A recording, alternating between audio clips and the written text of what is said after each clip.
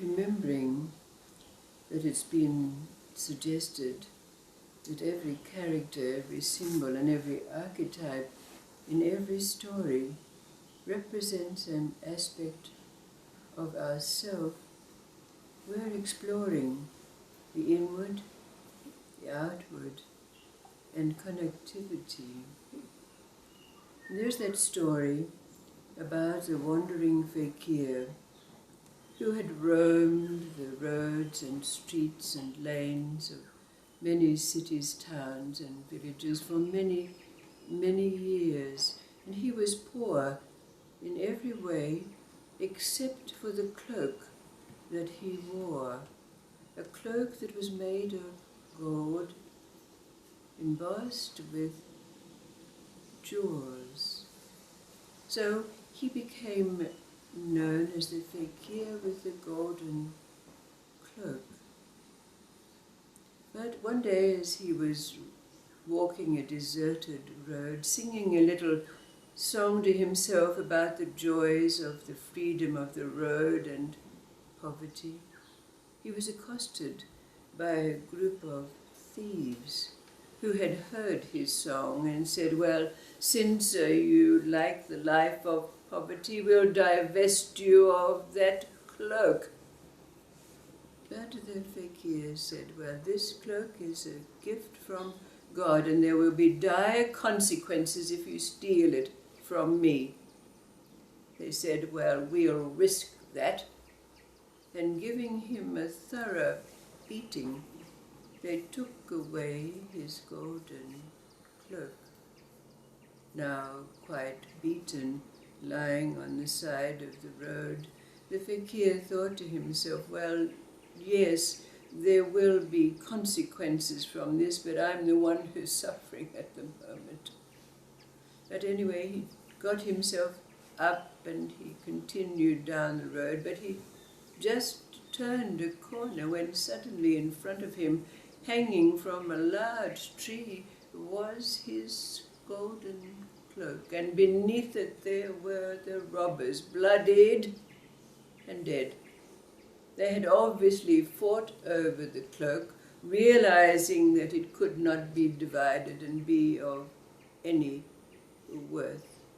So the fakir congratulated himself on the truth of the wisdom that he had thought of while he was lying on the side of the road, and he donned his cloak again and went on his way.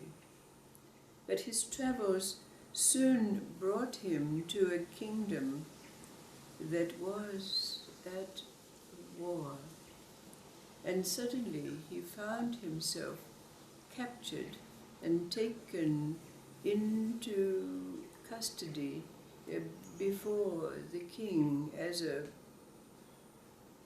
treasure of war, so to speak, because fakirs to some great degree were revered in certain places, and so also did this king. So he wasn't treated very badly. In fact, he was treated quite kindly, and he was given proper food and housed in a decent way.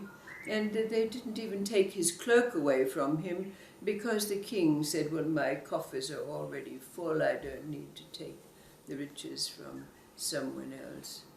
So he languished some time in this kingdom, and the king kind of sought him out from time to have conversations with. But of course, the fakir became very, very lonely and missed, even though he traveled all the time, he missed his family and the life that he had led. So he begged the king to release him and let him go. Well, the king said, "Well, you are a bounty of war, and I cannot just let you go freely like that. It will cost you. So what can you offer me in exchange for your freedom?"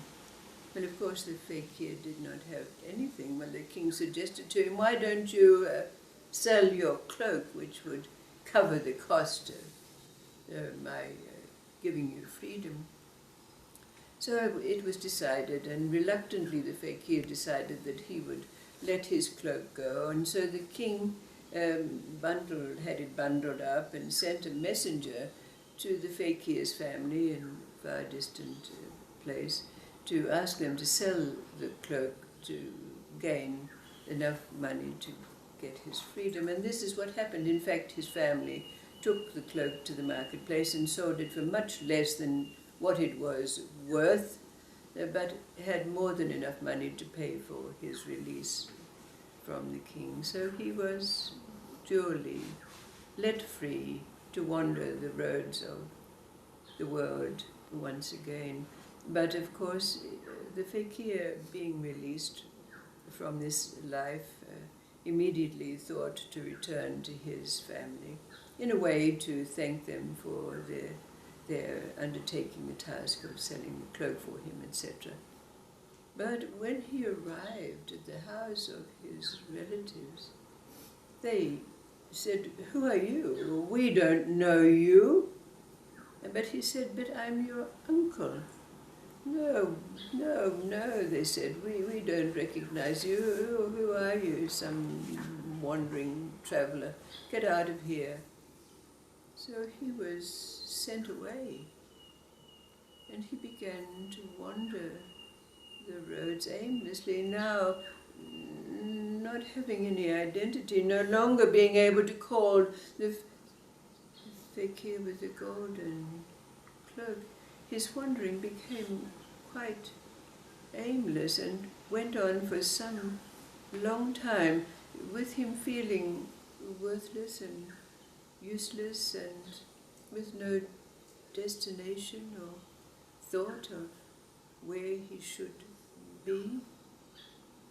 But then, one day, when he was wandering down another of those roads, he saw coming the other way an old dervish in a patchwork cloak, and they exchanged greetings on the road, and the old dervish said to the fakir, "Where are you going, my friend?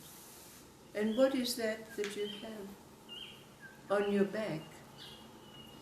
Because in between times, in his wandering, the fakir had sat to rest under a large tree, and in the middle of the night there was a great clanging and banging. And when he woke up and looked, he saw that it was a group of people carrying torches and a dead body, obviously on way to a cremation ground. Now, with this entourage was a woman who was beating her chest and wailing and crying, my husband, I've lost my beloved husband." Now the fakir heard this weeping and wailing, and somehow some compassion arose in him, and he approached the woman and said, please, why are you lamenting so?" And she told the fakir her story, how her beloved husband of so many years had died, and went on and on and on, and he attempted to placate her as best he could. But having this sympathetic ear, so to speak, and the story not finished, the widow wanted to show the fakir her beloved husband, so she lifted that which was covering him, and he gasped, because on the dead body was his golden cloak. So the woman said, why have you had this reaction? And so the fakir told her his story. And she said, "Oh, your story is so much sadder than mine. Please take the cloak." So the fakir found himself in the possession of his golden cloak once again, but somehow he had no heart to put it on again. He merely bundled it up and put it on his back.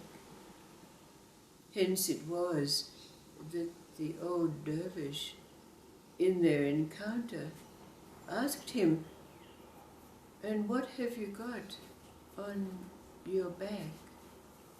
The fakir replying, "Why, it's the golden cloak." "Oh," said the old dervish, "well, why are you not wearing it?"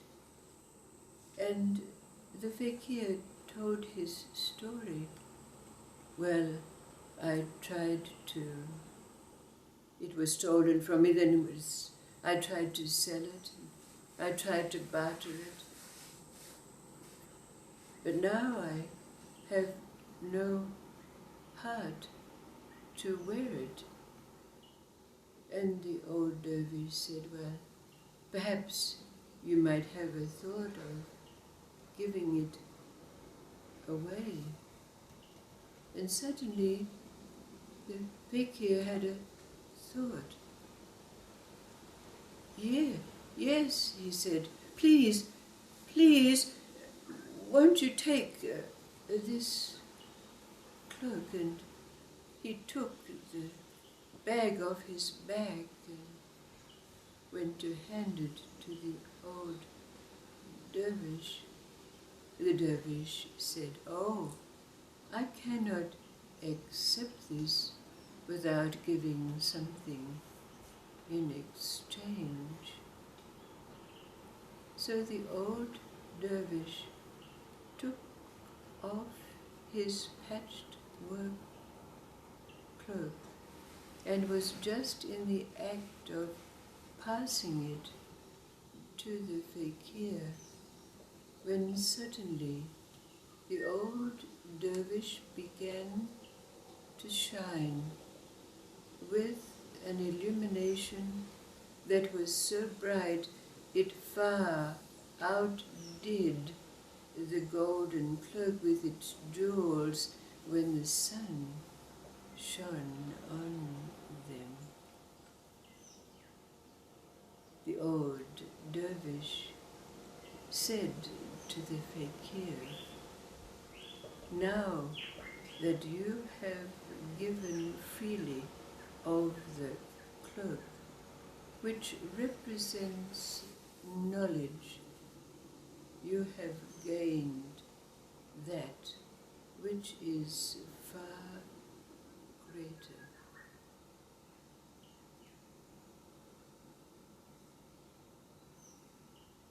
How would you end this story? How did the dervish finish his sentence? Now that you have given freely of the cloak that represents knowledge, you have gained.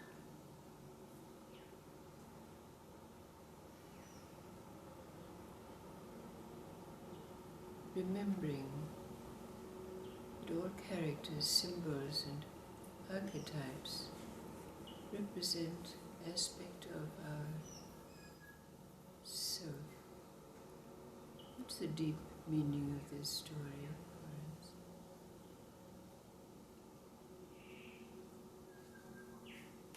What is it that we've had to relinquish or are in the process of relinquishing? What is it that's been stolen or tried to be stolen, bartered, traded?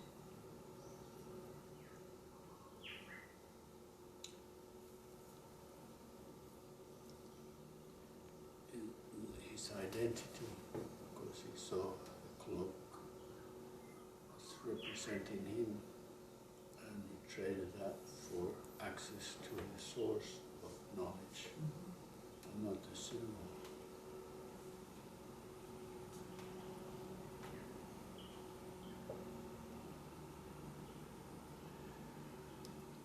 the dervish say to the fakir? You have been gained.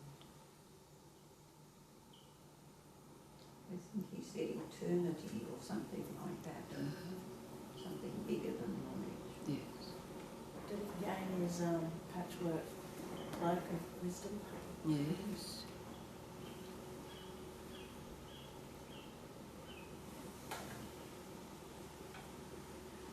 Well, it's not explained in the story at the beginning how he ended up with the cloak. We all know. We just know that he has it. Mm-hmm. And it appears to be an integral part of him. And it seems to be really so connected that he can't give it away. Or it can't be taken from him, and if it does, there's going to be dire consequences, which we found out.